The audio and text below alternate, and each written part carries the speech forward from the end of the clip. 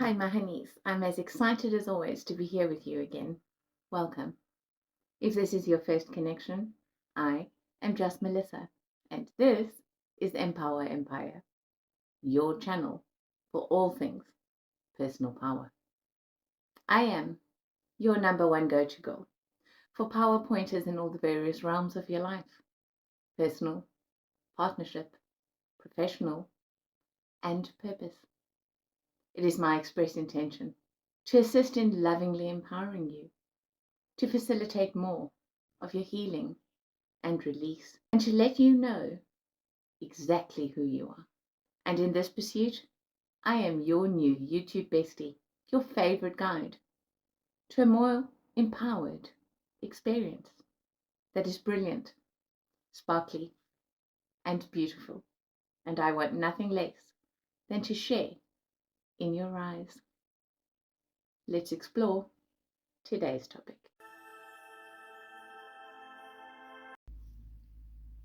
Hi, my honeys.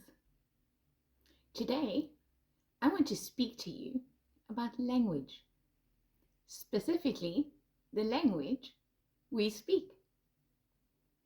Now, most of us are aware, especially in recent years, of the power of thoughts and words. But just to put this in a frame, why are thoughts powerful? Thoughts are powerful because everything in existence here in 3D and beyond has a vibration. A thought is no exception to this. Each thought and every kind of thought carries a vibration.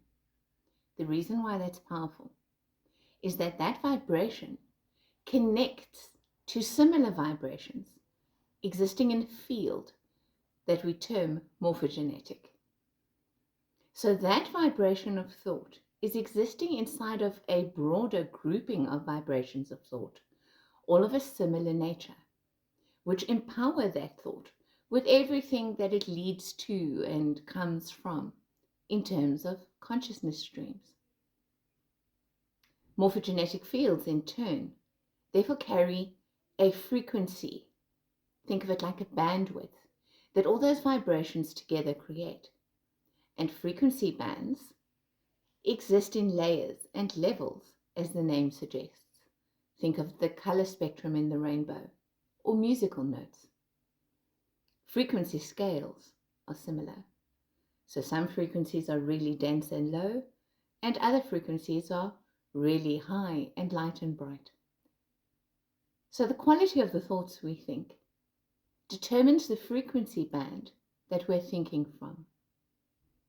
And then when we speak and we verbalize those thoughts as words, we are adding the essence of sound frequency. Sound frequency is the language of the universe.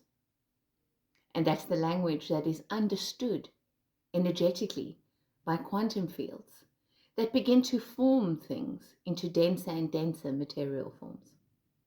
That is why the spoken word is even more powerful than a thought vibration is. But it doesn't end there.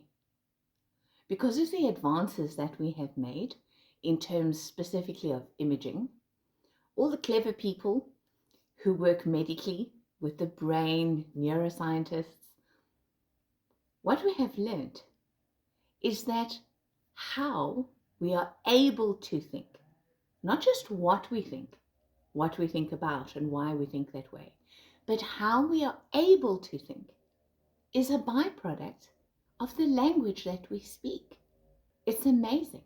So in order to illustrate this to you, in terms of what its implications in our creative power are, if you think specifically about the English language, which I think most of us speak, English is a language that has defined and described everything singularly.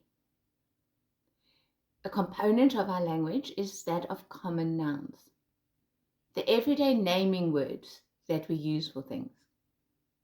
And the result of all those common nouns is that we have a language that causes us to think in a separated and individuated way about everything. This in turn leads to an almost natural division mentality.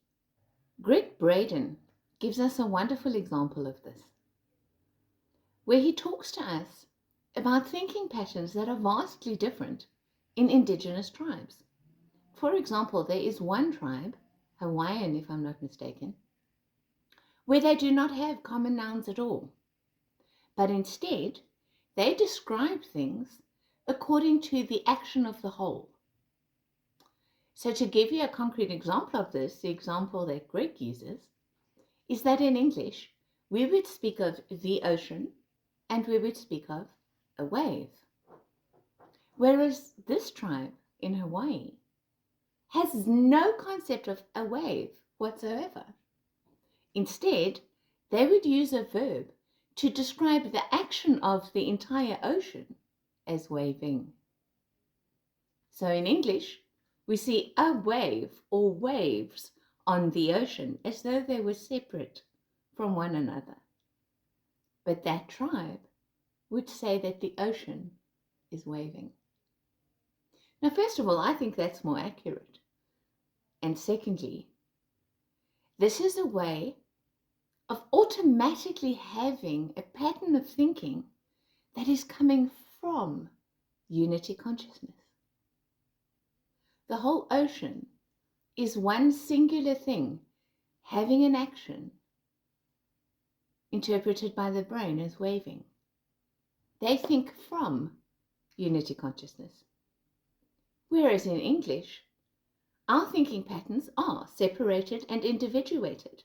So we actually have an additional barrier that we have to overcome in order to move towards unity consciousness and understand that a wave is an intrinsic part of the ocean. It's yet another level of programming that we may not be consciously aware of, because again, the language that we speak does not only influence the words we use and what we think, but how we are able to think. So I share this with much love and hope that it will be of benefit to you, to assist you in becoming consciously aware of, choosing to think more from the space of unity consciousness. That consciousness that recognizes beyond apparent division, all is always and has always been connected.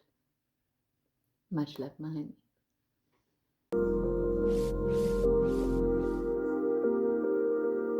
If you found this video valuable and you enjoyed it, I would really appreciate it if you give it a like.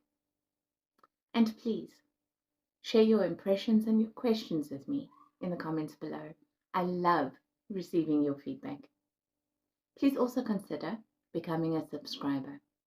It's free and it helps this channel to grow and to reach more new viewers so that we can spread this light more and more. Activate the notification bell if you would like to be informed when I post new content. And all of my offerings are always listed in the description box below. I'm constantly working to add to the available menu. As always, embrace this message if it resonates, and be ineffable, my honeys. Much love. Until the next one.